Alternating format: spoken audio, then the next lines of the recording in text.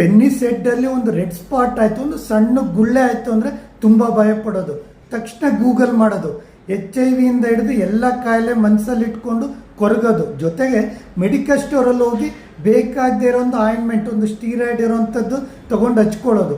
ಮತ್ತೆ ಮತ್ತೆ ರಿಪೀಟ್ ಆಗುತ್ತೆ, ಭಯ ಜಾಸ್ತಿ ಆಗುತ್ತೆ. ಯೂಶಲಿ ಪೆನ್ನಿಸಲ್ಲಿ ಒಂದು ರೆಡ್ ಸ್ಪಾಟ್ ಬರೋದು ಹೋಗೋದು, ವೈಟ್ ಡಿಸ್ಚಾರ್ಜು ಬರೋದು ಹೋಗೋದು ವೆರಿ ಕಾಮನ್ ಆಗಿರುತ್ತೆ. ಅಲ್ಲಿ ಏನಂದರೆ ಹೈಜೀನ್ ಮೇಂಟೈನ್ ಮಾಡ್ಕೋಬೇಕು. ಒಂದು ಟೈಟ್ ಡ್ರೆಸ್ ಆದಾಗ ಬೆವರಿಂದನೂ ಬರುತ್ತೆ, ಸೋಪ್ ಅಥವಾ ಡಿಟರ್ಜೆಂಟ್ ಅಲರ್ಜಿ ಇದ್ರೂ ಬರುತ್ತೆ. ಸೊ ಈ ಥರ ಬರೋದು ಹೋಗೋದು ವೆರಿ ಕಾಮನ್ ಆಗಿರುತ್ತೆ. ಹೈಜೀನ್ ಮೇಂಟೈನ್ ಮಾಡಿಕೊಂಡು ಪ್ರಾಬ್ಲಮ್ ಇರಲ್ಲ. ಆದರೆ ಈ ರೆಡ್ನೆಸ್ ಜಾಸ್ತಿ ಆಯಿತು, ಸಣ್ಣ ಪುಟ್ಟ ಡಿಸ್ಚಾರ್ಜ್ ಆಯಿತು, ಯೂರಿನ್ ಪಾಸ್ ಮಾಡಿದಾಗ ತುಂಬ ಪೇಯ್ನ್ ಆಯಿತು, ಆವಾಗ ಡಾಕ್ಟ್ರನ್ನ ಕನ್ಸಲ್ಟ್ ಮಾಡಬೇಕು.